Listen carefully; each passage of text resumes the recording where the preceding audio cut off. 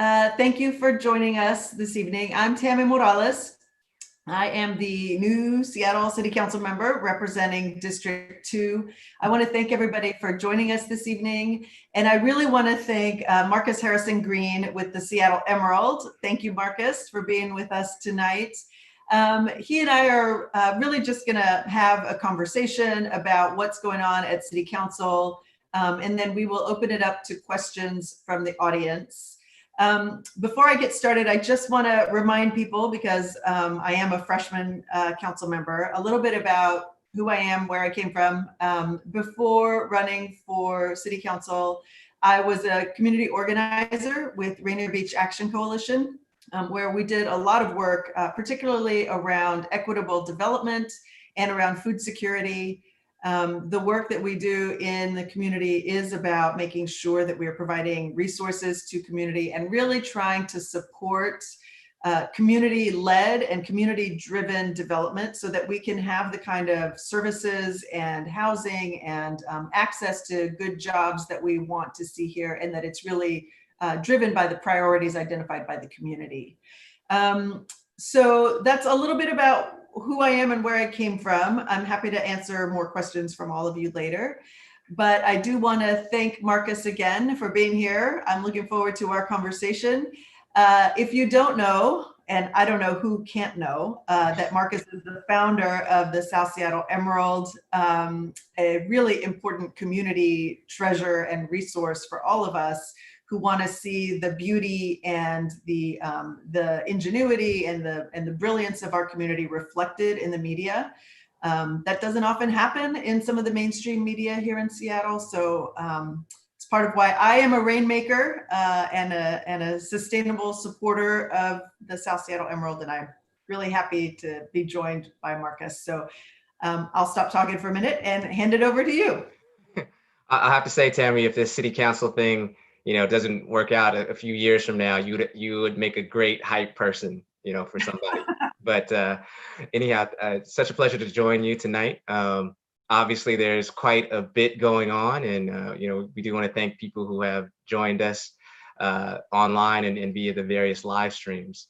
And so, Tammy, I guess we'll get right into it. I know that today is actually designed to have a conversation focused on the city budget, and the budget is, as many people say, a living document of the priorities of a city and how it treats its citizens, and including its most vulnerable. And so I actually just kind of want to start off with what is, I would say, the elephant in the city, but it's more of a, I guess, to Tyrannosaurus Rex in terms of its size, with obviously several people online and in the blogosphere, as well as on social media, which we know is precisely mimics real life. All have several people have talked about your support, obviously, for defunding the Seattle Police Department. You wrote an op-ed in our publication, The Emerald, that was posted last Tuesday, I want to say, about that support. And obviously, there's been a lot of conjecture around that and some misinformation and so forth. And so I want to start off by asking you could you sort of explain your stance, and then also explain the approach that you're taking with it as it relates to the city budget? Sure, thank you. So yeah, we've received lots of questions about this, and I know it's not just Southeast Seattle; it's the whole city who's interested in this topic. So what I will say is, as Marcus mentioned, I did write an op-ed last week, making really clear my position, which is that I do think that we invest way too much of our public resources in the police department. The police department budget is $400 million a year, whereas the four departments, neighborhoods, housing, I'm going to not remember, the economic development and planning, all four departments combined are, I think, $185 million. So to me, that really reflects a value system that is really out of whack, because at the same time that we're talking about the challenges we have with youth violence, with poor food security, with a lack of housing, we are completely underinvesting in the ways that could actually address some of those challenges and that could dramatically improve the community conditions that lead to the problems we're trying to solve with our overinvestment in police. So I do think that we need to shift priorities and shift the resources and assets that we have as a community into actually serving people. Now, that's not to say that we're going to do this willy-nilly. I know there is a lot of fear about this slogan, defund the police. And I will say I don't find that a particularly helpful tagline for what we are trying to do. What we are trying to do is shift resources and shift the functions, some of the functions of the police department. It's going to take a while for us to figure out what this means. We are working closely with Decriminalize Seattle and with King County Equity Now to try to understand what they mean. And they are also not advocating for random cutting of the department. There is a plan. There is a 4-point plan actually, and a timeline of community engagement, research, talking to other cities and other communities about what they've done to shift the way their police departments work. And so we are engaging in a very deliberate and very intentional conversation about how to restructure, what it would look like, and how to shift resources, particularly from things like responding to homelessness, responding to substance abuse or mental health problems that don't require sending an armed officer. Those are things we should be sending social workers and outreach workers and case managers to do. And so, so that is the conversation that we're having. We don't have a plan to make any of those changes quickly because we know that it needs to involve the community and we need to have a good understanding of what that means. So the last thing I'll say about this is that work we are hoping to begin this fall, and so that we can start making some decisions about what the 2021 budget might look like. But it is research and community engagement that will probably take several months. Right. And these are, oh, sorry, to interrupt you. Well, the last thing I'll say is that conversation is different from the very real conversation we are having about 2020, because we have a $300 million hole in our city budget for the remainder of this year. And those are the conversations that we're having right now, trying to figure out how we're going to plug that hole. But it is a slightly different question than the question of restructuring the department. Understood. And I think that's a great starting point, as I'm sure many people will have follow-up questions. But I did want to orient folks to where we are now with the budget, because many people on this call on this live stream, I'm sure know that in 2019, I know you were not there, but our city council did pass what was then a record-breaking budget of $6.5 billion. We are now at a time period where we are needing to rebalance the 2020 budget. And so can you just sort of, and obviously a lot of that is because of the issues we are facing now with this pandemic we have, but can you just orient some folks who may not know where that $300 million hole has come from and how we are going about filling it? Sure. So in the city of Seattle and really across the state of Washington, we are heavily reliant on sales tax and property tax to fund, and B&O tax to fund city services. That's just how we pay for local government. And that is in large part because of our state constitution that prohibits us from doing things like progressive statewide revenue or a statewide income tax. And so those are conversations at the state level that need to happen. But what it means is that at the local level, we are left with very few options for how we raise money to fund parks and roads and buses and transit and housing programs. And And so when COVID hit, and we had to shut down businesses, and we all were staying home, which we need to continue to do to keep one another safe from coronavirus. But the impact of that is that we stopped spending money. We stopped going out to eat, buying, things, goods and services. And so consequently, our sales tax revenue really plummeted. And so we are now facing a $300 million hole in our city budget for the remainder of the year. And so normally the city's budget process begins in the fall, and it's planning for the next 2 years. Right now, what we've been doing for the last 7 weeks is having a budget conversation about how to fill that $300 million gap for the rest of this year.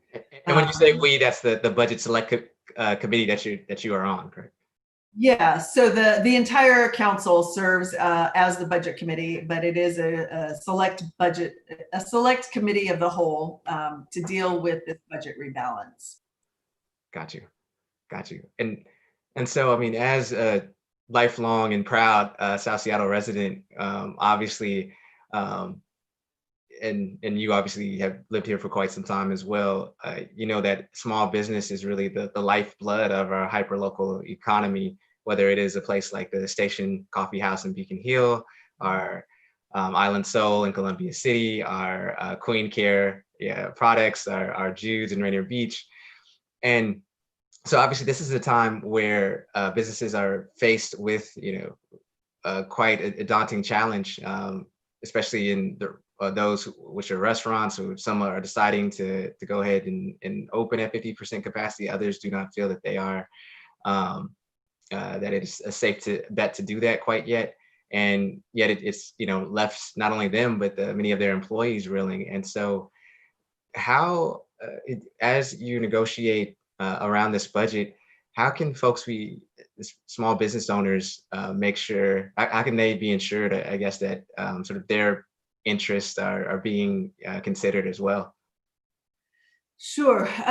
Well, thank you. I mean, this is a hard question, right? Because the city itself is restricted on how much it can support in any individual business, and this is part of the challenge, right? Like I came from Texas. I worked in the Texas legislature, and so on the appropriations committee there. So I understand how we should be receiving information about what our budget looks like. And I will tell you, as a freshman, this is my first time going through the budget process. It's really freaking confusing. We don't have a lot of clear information being shared through the executive branch, and that's who we really rely on to try to understand where our money is coming from and where it's going. So trying to figure out how we can support small business is part of that, because we are getting some federal funds. And with the federal money, we can do granting to businesses. So our Office of Economic Development has been able to provide $10,000 grants basically through the Small Business Stabilization Fund using federal money. We can't use any local money for that. And so that is one way that OED has been trying to provide support. There's not nearly enough of that money. It went really fast. And as a council, we are trying to find additional ways to provide that kind of support as we continue to receive COVID relief money, which we just passed the Jumpstart legislation. Folks might have heard about progressive revenue. Part of that package does include some assistance for small businesses. The other thing that we've done is to try to assist small business tenants. So we do have, earlier in the year, we passed protection for commercial tenants so that they also had an eviction moratorium, so they couldn't be kicked out due to COVID, and have some protections in that way. Now, the governor, I know just today, extended the eviction moratorium for tenants. for Right. residential tenants through the end of October, which is great. What we're really pushing for is for that to happen for commercial tenants as well, because I was talking with folks today in our district whose landlords want to sell the property, and they're at risk of getting pushed out. So my fear is that this is really going to sort of grease the wheels for disaster gentrification to happen. Right. And we want to make sure that we're doing everything we can to put some protections in place. And the commercial eviction moratorium is one tool for us to be able to do that. Right. That being said, because I know we have, when I've interviewed you in the past, we've talked about disaster, our pandemic, gentrification, pick your poison, I suppose, with that. And one of the things you certainly have brought up is wanting to make sure that the sort of character or integrity of Seattle, specifically Southeast Seattle, where you are a council member, a representative, I should say, stays the same, and that people can continue to afford to live here. That being said, I mean, we obviously don't know the extent of how long this pandemic will last. And so how are you sort of being able to sort of switch into a rapid response mode, if you will, when, as we know, the budget process and political process in Seattle is not necessarily always conducive to expediency? Yeah. So I'm not going to lie, it's been a hard first 6 months. We talk about on-the-job training, right? We came into this in January. 2 months later, COVID hit, and we had to reset and figure out how to, support. Months after that, we had the George Floyd uprising and rebellion, and all of the nexus and intersection of these crises is really it's really telling, right? We've got the financial crisis, the public health crisis, the impact on small business, on communities, on families, and then we have the reckoning with the racial inequality, the history of racial inequality and oppression in this country, and all of those things are happening at the same time. I will say it is, on the one hand, exhausting. And my staff and all the city council staff and our policy shop, everybody is working really hard to try to be innovative, to try to make sure we understand what federal money and federal relief is coming and how quickly we could get it out the door. At the same time, I really see this as an opportunity. I hate to think that way in this moment, but it is a chance for us to reset. Because what we've learned in COVID is that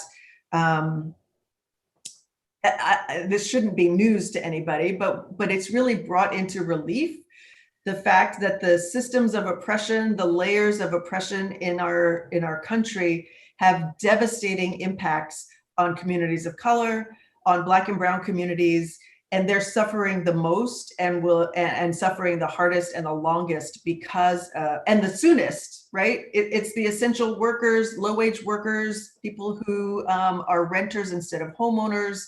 These are the people who are impacted the quickest and the hardest. And so what our office is really prioritizing is how to make sure that we're doing all we can to protect against gentrification, that things don't get flipped, commercial properties and houses don't get flipped, that we're able to support people in staying, and that we're really making sure that the policies, the decision making is centered on racial equity. So whether we're talking about the budget and what programs get cut, making sure that city workers, particularly Black and Brown city workers, don't suffer most from any layoffs that have to happen. How we make sure that we are contributing to building generational wealth. So these are the kind of values and principles that our office is bringing, and we are trying to implement that by working with community-based organizations working with our local businesses, like participating in the Southeast the Business Roundtable to figure out how our local businesses need support. Working with Africa Town and doing a lot of work with Councilmember Zahalai at King County to figure out how we can work together to put measures in place that transfer public surplus property, for example, to community so that community can own property for housing, for the Youth Achievement Center, for the Rainier Valley Food Bank. That's not going to be public property, but you know, we are trying to make sure that we are shifting resources to community so that community priorities can move to reality. Yeah, and how can people continue to sort of register you know, their thoughts and opinions and input on their priorities when it comes to things like that? I mean, I will say our inboxes are flooded. So if I haven't responded to your email, I apologize, but we're literally getting thousands and thousands of emails a day and hundreds of phone calls a day. So I apologize if we are slow in responding to people, but yeah, please I had to agree to moderate this just to be able to speak with you. I know that you're so backed up, so I understand. You know, but you know, call, email. When we are finally able to get back to City Hall, we always welcome people to come in. We are also starting again. We had to stop during the budget process, but every Friday we do have community conversations. So you can schedule time to meet with me one-on-one and have a conversation about the issues that you need us to know about. And that is how we're hearing about, you know, projects like the Rainier Valley Food Bank, like the, well, I was part of Rainier Beach Action Coalition, but we're able to get funding to these really important community projects that will be providing valuable service and assets in the community. And that is because of the advocacy that is coming directly from our neighbors. Understood. And I know that I forgot to note before I move on to the next question that even though you are from San Antonio, Texas, yes, you are a Spurs fan, but you are a tried and true Storm fan. So I didn't, you know, Yes. hopefully that'll quill some folks there with the ire. Yes. Anyhow, we used to have season tickets to the Storm, but I'm sorry to say we just can't do that right now. yes. But good luck to them in the bubble, obviously. Yes.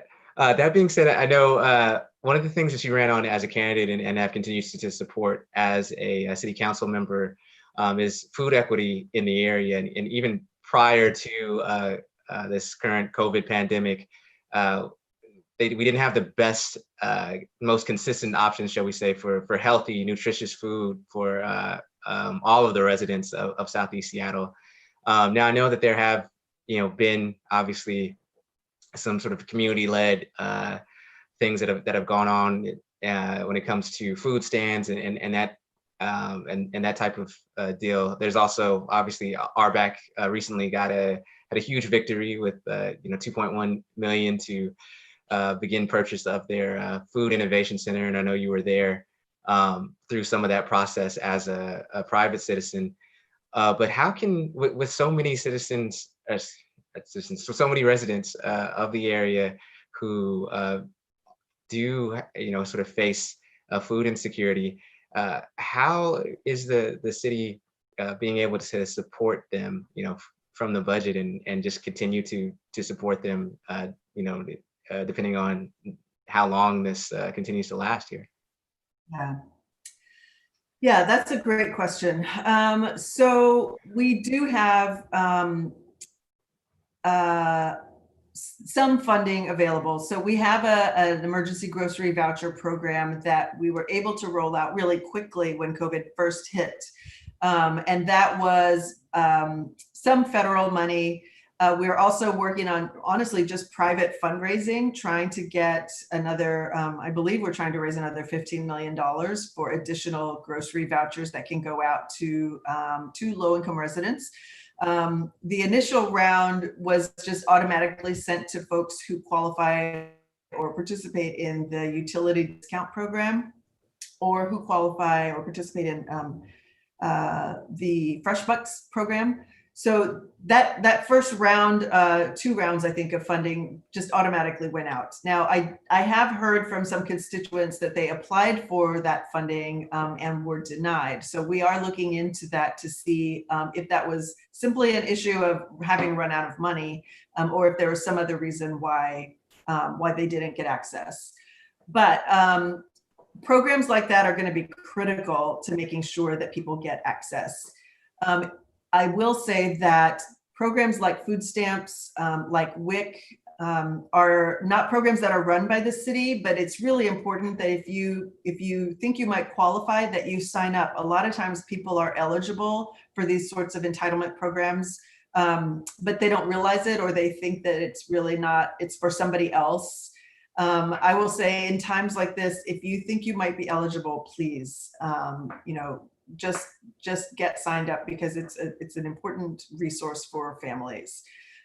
We do have the Rainier Valley Food Bank, which and other food banks in the area where emergency food assistance is available. The Rainier Valley Food Bank is pretty tight right now, just in terms of their ability to deliver. They are not receiving, they're trying to set it up as a grocery store, but due to COVID, they have shifted their operations to do grocery delivery instead. And they are doing school backpacks. So for children who would have participated in that program during the school year, that program has actually expanded quite a bit. I just got some more information from them. They've seen a 46% increase in students who are receiving groceries for their families through their backpack program. And their demand has increased, it's increased substantially. So there are some programs available. I would say if you're struggling, or if you know somebody who is struggling to be able to access food, either the food programs or just needs some help, please let our office know, and we will do everything we can to make sure that we're connecting you with the right resource. All right. Well, turning real quickly, I know that you are a proud mother of 3. And just this week, a couple of days ago, the superintendent of public schools said that it was most likely that all classes will be online when it comes to the fall. So now, knowing that there is a digital divide still in our city, and there are people who don't necessarily have clean access to broadband and so forth. How do you think that the city can support those folks? And the caveat obviously is that the school district, Seattle Public Schools, is a separate entity from the Seattle Council and isn't under its direct control. However, obviously that doesn't stop the City Council from providing support where needed to its residents. Yeah, no, that's a really important question for the families in our district.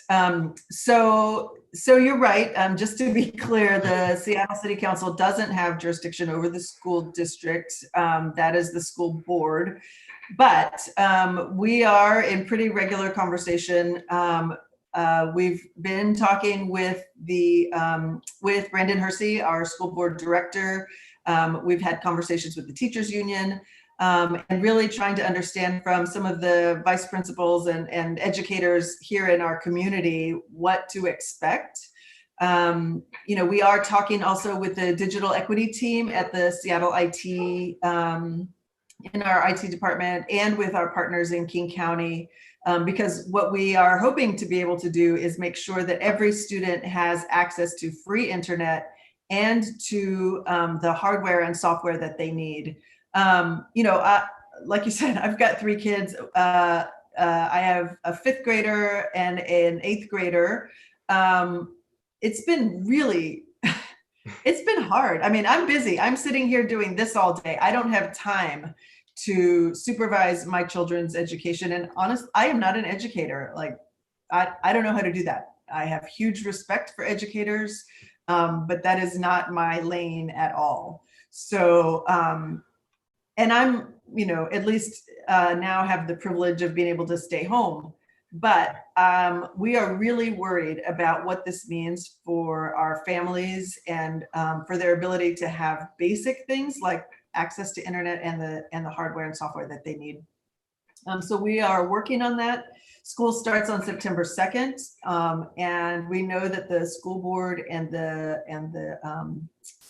educator unions are still trying to figure out what that plan will be for how our young people will get the access to education that they need. My understanding is that the plans should be available by the end of the month. But our priority is really going to be to make sure that we are holding the school board accountable for getting every student the devices that they need, to make sure that they have coupons for hotspots if we can't get the kind of internet access that people need. And really, I think the question we all need to be asking is what the consistency is going to look like, because from district to district, even from school to school, we know that resources are really different depending on what part of town you live in. And we need to, again, make sure that equity is at the center of all the decisions that are made. So I don't have all the answers, but I do want folks to know that we are in communication with the school board, with the unions, and with the schools in our district to try to make sure that we are mobilizing all the resources we can so that our young people are ready in the fall.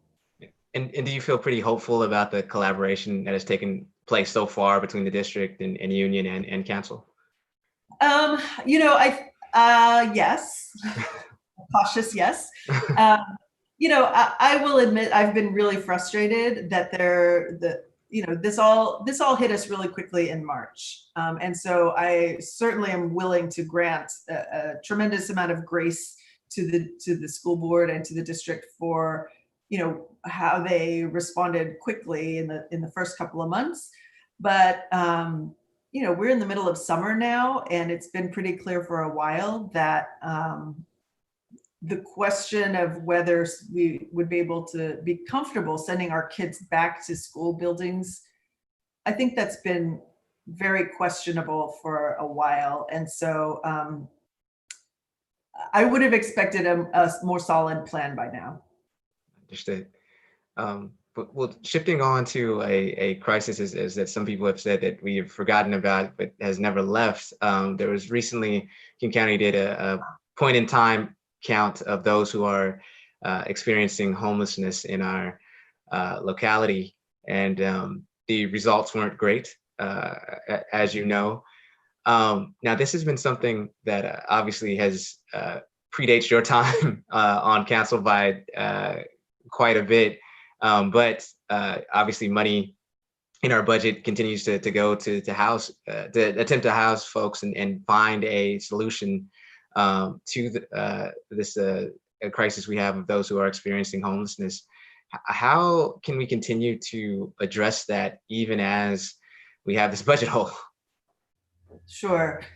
Well, you're right. This is the longest running crisis we have. In the city, we've had a state of emergency, declared a state of emergency 5 or 6 years ago now.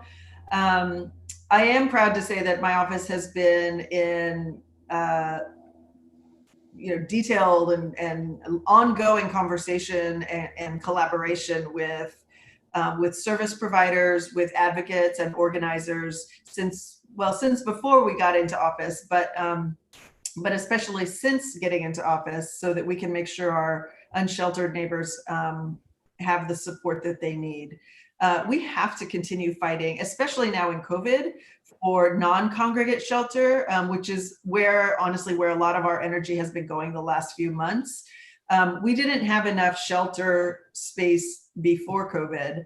And now that people have to physically distance in order to be safe, we're really in a crisis. So a lot of the energy coming from our office and from other council members has been around trying to fund more tiny house villages, trying to fund hotels.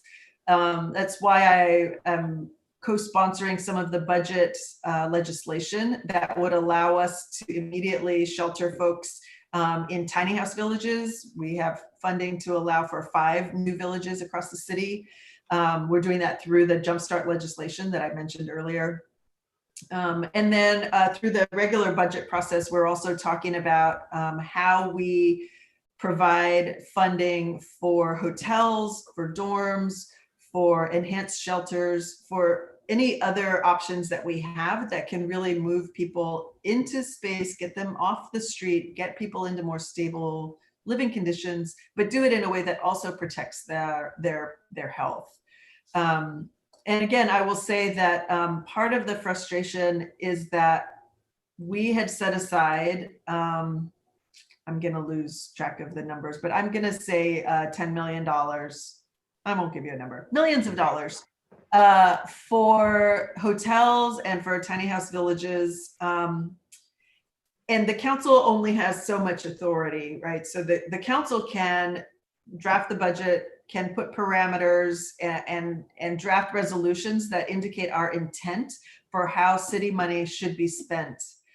We cannot make the executive branch actually spend that money. And so that is honestly part of the challenge that we're having right now, is that we put aside money for hotels and for tiny house villages so that we could help get people off the street.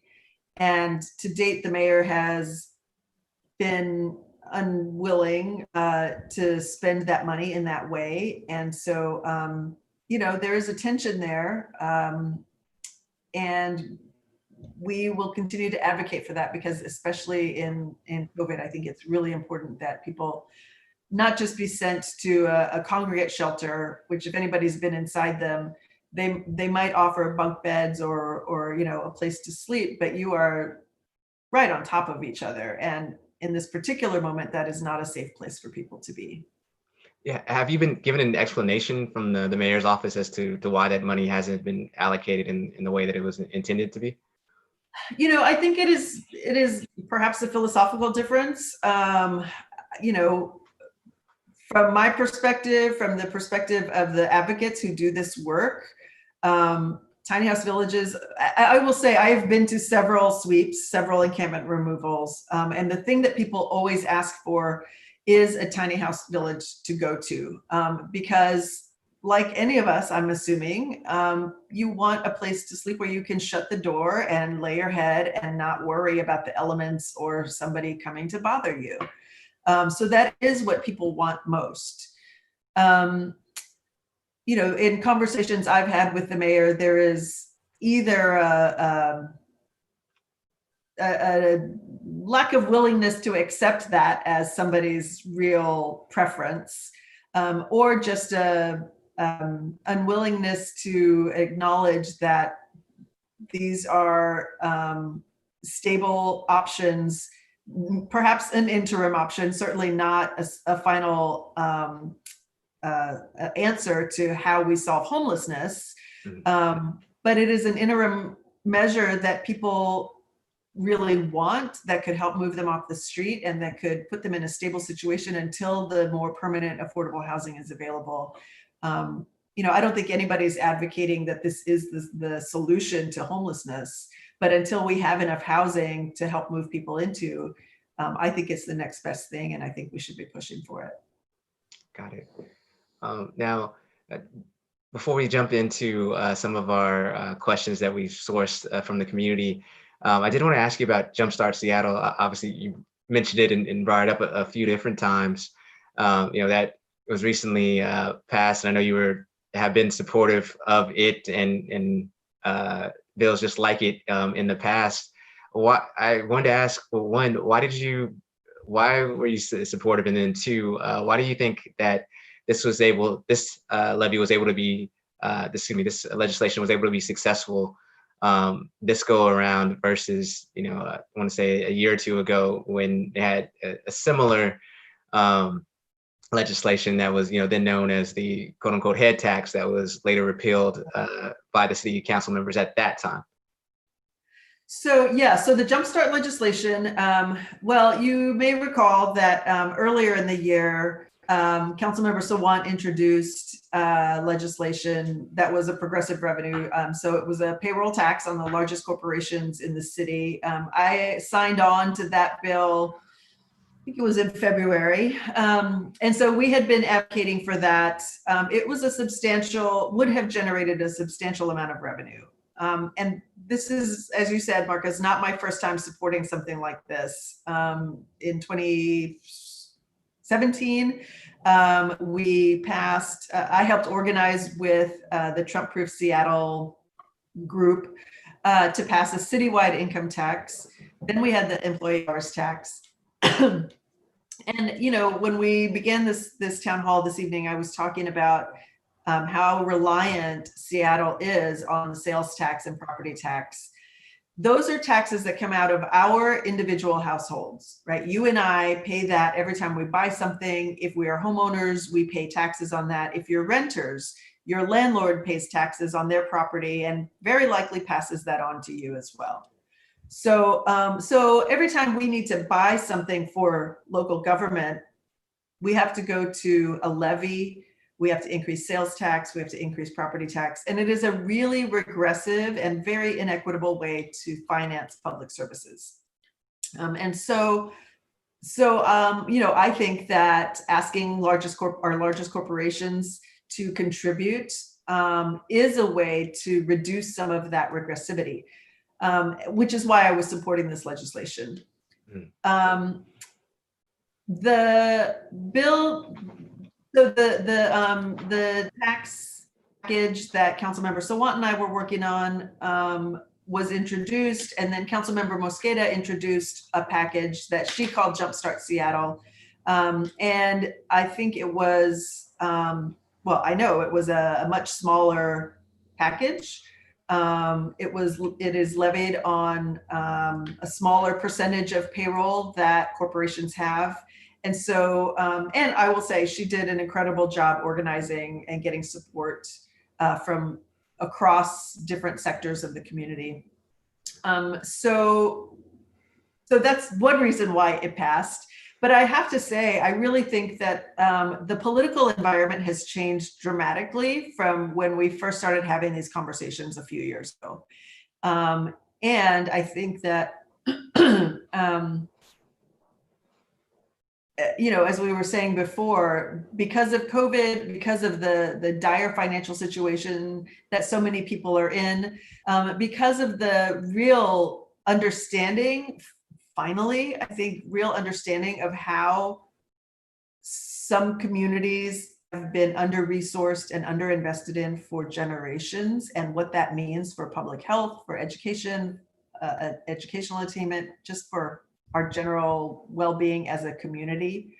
I think there was more willingness to push for it this time, and the council members certainly felt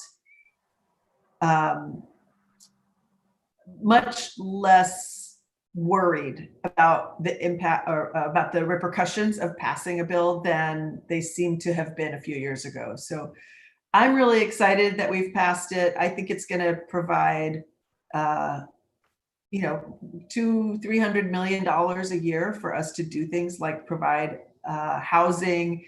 We've got $20 million for the Equitable Development Initiative, which will invest in our communities of color. We got $20 million for Green New Deal investments, which will support climate justice goals and a transition into, you know, more green building and help us move away from a reliance on fossil fuels. So I'm looking forward to what we'll be able to do with that money. All right. Well, thank you, Councilmember Morales. We are going to now shift real quickly into the questions that were sourced from residents of Seattle. Thanks. Good. So I will start with, looks like this is from Darnell, is the name. It says, why haven't you demanded that the mayor resigned or be impeached? Will you call for investigation into SPOG President Mike Salon and other officers who have potentially voted fraudulently with their precinct address? Okay, so I did, along with a couple other council members, suggest that perhaps the mayor was not providing the kind of leadership that this city needs right now. I think especially in late May, early June, as the protests were happening downtown, I was there May 31st, I think, that Saturday night when things really went sideways. And it was very interesting to me how quickly the police department responded with force. And I will just say that I don't think that sending armed officers with tear gas and bullets in riot gear, armed to the teeth to respond to nonviolent protesters who were demonstrating their First Amendment rights is the appropriate response. And I understand that things got really out of hand over time, but in that first couple of weeks, the response was really out of proportion to what was happening on the ground. And so I did say that I thought the mayor should consider resigning because, between her and Chief Best, I just think that their response and their lack of willingness to accept responsibility for what their police department was doing made me and lots of other folks question that. I will say that recently several legislative organizations, political organizations across the city have called on the mayor to resign. I did just see a letter from the Women's Political Caucus that is also questioning her leadership. So, there are many efforts going on, and I think that on the one hand, I do think that that the leadership we are seeing is not the leadership we need. And we have so much work to do as a council right now to try to make sure that we are getting resources to the community and really trying to fill this budget hole that I don't at this moment think that we should distract ourselves with what many people are calling for, which is an impeachment process. I just don't think that we have I just don't think that's something that it's time to do yet. Okay. Well, unfortunately, we've obviously had some recent tragedy locally with some shootings that took place in the city, and specifically in the Central District. And then a couple months ago, there was some gun violence that took the life of some young men in the South Seattle area, and afterwards there was a march for life that was conducted by some local community groups. And so the question is about addressing gun violence and how we do that. I know there have been reports, well, hey, that shows that we actually need to I shouldn't say reports. There have been people who have said that, gun violence, that shows that we need actually more police, and we should give more money to them. Can you address that question? Yeah, it's in my mind, it goes back to what we were talking about earlier, which is that we are not going to address the issue of gun violence, of youth violence in the city, by arresting people faster. That might answer a question immediately, but what we really need to do is look at the community conditions that people are living in. And if we provide opportunity for high quality education and food security and good jobs for parents and housing that is affordable, that people can stay in, if we stabilize our communities, that's how we start to address some of these problems. So I know that that's not what a lot of people want to hear. I do think that we have to take many steps back and look at how we can prevent some of the things that we are dealing with, and that is the the point of view, the worldview that I come from, which is just that I think we have to invest in our communities so that we can create thriving neighborhoods where people have hope, where people have opportunity and have the ability to choose better paths, to choose different things for themselves and for their families. I understand that we need to get guns off the street. We need to address, we need to address gun violence, but we do that by investing in restorative justice programs, by investing in alternatives to incarceration, which doesn't provide any sort of rehabilitation. So I really think that for those folks who are engaged in those activities, we need to find ways to connect them to violence interruption programs, to mentors, to job training, to the kind of alternatives that can really help turn their lives around so that they have better alternatives. Right, and I'm assuming that is one of the reasons for the deliberative process that that some members of the city council are going through with their defunding effort. Right. I mean, just yesterday, Dow Constantine announced that he was closing the youth jail. The youth jail that people have spent 8 years fighting against, I think, and we've spent $200 million building. And now that it's finally built, the answer is, oh, right, maybe we shouldn't have done that. That's money that could have been invested in our communities, could have been invested in alternative dispute resolution programs, in all restorative justice programs, in creative justice. These are the ways that we support our neighbors when they're hurting. And those sorts of preventative measures bear so much fruit down the road, so much richer opportunities for people if we would invest in them while they're young, instead of investing and incarcerating them when they've entered into the system. Got it. Now, this comes from Twitter. I'm not going to pretend to murder this person's name, so I won't say it. But it says, what are your feelings about putting aside some money for the West Seattle Bridge? That is an all-around bad situation. So there will be money for the West Seattle Bridge. Right now what's happening is that there is a community task force. So it is not just SDOT that is making these decisions, but there is a West Seattle Bridge community task force that includes South Park neighbors, Georgetown neighbors, folks from West Seattle, and folks from SDOT and other entities working together to figure out what the right answer is about whether to repair or replace. And that's sort of the crux of the question right now. And the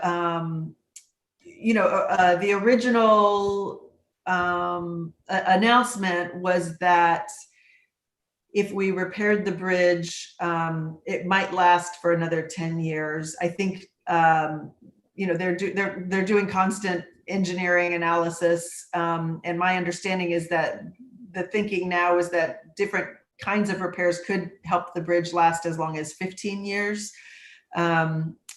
But eventually it's going to have to come down and get replaced. Whether that is with a new bridge or with a tunnel is also part of the conversation. So I'm not an engineer. I'm also not on the task force, but we are kept apprised. I'm going to say more than weekly. Every couple of days we get updates.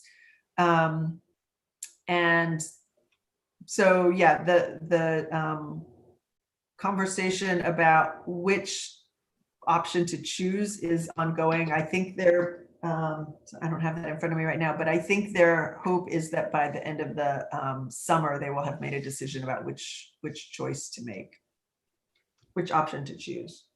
Sorry, I've got something in my eye. No problem. Well, our next question says, with police defunded, what do you propose dealing with all small businesses, such as ones in Pioneer Square, who are dealing with repeated break-ins, window breaking, violence, and attack of store employees? will smaller communities like Pioneer Square and Georgetown be forgotten? So I want to thank you for that question. I want to say again that what we are looking at is a shift in functions of what the department does. So we have, as I said, the officers who are responding to homelessness problems, officers who are responding to mental health issues. And there is a real interest in moving those folks out so that there is greater capacity to for whatever regular kind of policing we might want to do. I will say that we haven't made any decisions yet. I just want to be clear about that. The kinds of conversations we're having are whether we should shift our focus to more of a public community safety and violence prevention, for example. This is something that they are looking at doing in Minneapolis. So, they are theoretically disbanding the police department, but they're replacing it with a community safety and violence prevention department. In Camden, New Jersey, I'm sure a lot of folks are hearing about what different kinds of communities are doing. The city itself completely disbanded the department, but they shifted all those responsibilities to the county. So, so I will say again, we haven't made any decisions. We are exploring what a restructure could look like, so that we can ensure community safety, so that we can shift resources that don't require an armed officer to respond, and shift those resources to community instead. And so that we can invest in Black and Brown communities in the kind of solutions that we are hearing community wants, whether it's for housing or job training or dealing with homelessness options, or investing in our young people in a different way. So yeah, I'll stop there. We haven't made any decisions yet, is what I'll say. All right. Well, this next one comes from D Powers. D says, Seattle had vehicle residents sheltering in place with minimal interference from SPD's parking enforcement during the stay-at-home mandate. With parking enforcement restarting on July 19th, the people living in their vehicles are once again subject to harassment and frequent impoundment of their homes. Does the city have any ideas or plans to help vehicle residents keep their shelters and not add to the population that lives in tents? Sure, that's a really important question. Thank you, Dee. This is a concern that my staff and I had about parking enforcement starting over again, because we know that many vehicle residents do feel unsafe when they're interacting with the RV remediation team. Excuse me. So I will say that we are working to replace the navigation team with trusted agencies like LEAD and REACH. These are organizations that are very experienced and are doing street outreach and case management already. And these are the trusted organizations that people go to. So having the police involved in those interactions has really been counterproductive. And so we're trying to shift the way that works. And we really want to prioritize harm reduction. We want to prioritize mental health and service referral for mental health needs and for addiction services and for shelters. So, we would certainly be open to discussing these kinds of approaches with vehicle residents, because we really do think that moving folks toward a more humane, honestly, a more humane outreach and case management process is going to be much more fruitful than just moving people from one neighborhood to another. Got it. The next question says, today marks the 5th anniversary of Donnie Chen's murder. What can we do to keep his investigation relevant? I'm sorry, say that again, Marcus. Yeah, sorry, I was having some technical difficulties when it's online here. Anyway, it says the question says, today marks the 5th anniversary of Donnie Chen's murder. What can we do to keep his investigation relevant? Oh, I will say that, the kind of public safety, the kind of community safety that Donnie Chen provided is, honestly, I don't think something that can be replaced. He was such an important figure in the Chinatown International District, and such a resource to people there. His loss is tragic on so many different levels. I think the need to ensure that we continue to push, to continue to advocate. I'm certainly willing to continue to ask for what's the status is of the investigative process. Because that happened, late at night, and I don't think there were many witnesses. If there were any witnesses, it is, something that we need to keep pushing for. And I'm happy to continue to have those conversations, because we need to make sure that every stone is unturned in trying to solve that murder and trying to find some justice for his community. Understood. Now I know this question comes from Yvette, and it says, how can people of color be assured that filling out the census form is safe to do?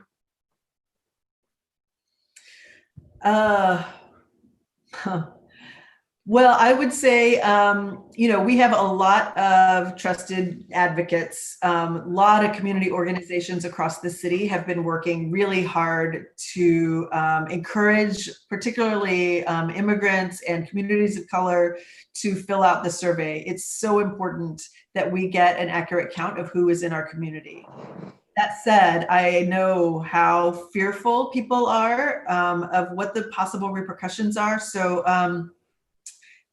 we have people out in advocating and working with community in different languages, working in different ways, and the survey form can be filled out online, or it can be filled out on paper. So if you are more comfortable filling it out on paper, and personally I am, I did fill it out on paper, I didn't want to do it online, then that is an option. And I would say, especially with the Russians doing who knows what, I don't blame people for being fearful. And it is really important for all kinds of federal funding that we get, that we have an accurate count. So my plea would be that if you are nervous, to do it on paper instead, so that we can get access to the resources that we need for our community. All right. And Tammy, I know we have approached the finish line here, but I did want to ask one more question. I know that there were quite a few people who are, feeling a bit on edge, and we are in a sort of a state of precarity in many ways. Are there some words you have for the residents of D2? Just to, I don't want to say that everything is going to be okay, but some, but at least some sort of assurance that that our city council representatives are wanting to try to continue to obviously look out for them, and that you are obviously open to inputs and feedback and so forth. Sure. Thank you, Marcus. And I do want to thank you for being here and for helping guide this conversation. It's really good to see you, and I look forward to the time when we can actually go have a cup of coffee together. I'm not going to lie, this has been really hard. As a freshman coming into this position, I had lots of ideas about what I wanted to do for this community, lots of plans and commitments that I made on the campaign trail for how we were going to make sure that the South End was represented on City Hall. I think we're still doing that. It's just obviously very different from what we had expected. What I will say is that our commitment to this district is to live by our principles, and our decisions will be guided by our values. And the office itself is really guided by we say this all the time, so if you've heard it before, I apologize, but our office is guided by 3 principles. Centering racial equity, really making sure that all of our decisions are grounded in whether they meet our priority for racial equity in our community. Democratizing access to power and resources, which is why we are excited about the participatory budget process that people are talking about, because that is one way that we can get out in community and hear from you about what your priorities are. It's why we do things like the town hall and why we do things like the community conversations on Fridays, because we do want to hear what you have to say. So democratizing access to power and resources, and then planning for the 7th generation. So we are trying, it's been hard to talk about climate justice right now, but through our transportation, through our housing, things that we're moving, through our interest in making sure that our young people are prioritized in how we move the city forward. Those are some of the guiding principles for our office. And I will say that I fully expect our community to hold us accountable. I know folks in the South End are not shy about sharing their opinion, and we welcome that. The other thing I will say, I was actually up in Beacon Hill a couple of weeks ago getting to go dinner, and a neighbor came up and said, Tammy, I don't always agree with you. I think he might have said, I often don't agree with you, but I always know where you stand. And he appreciates that. And so, that's what I will leave you with. I understand that we might not always agree, but I will always be clear about why I think we need to do something in a certain way, and we can continue to have a conversation. And I fully expect that you will continue to hold me accountable. Right.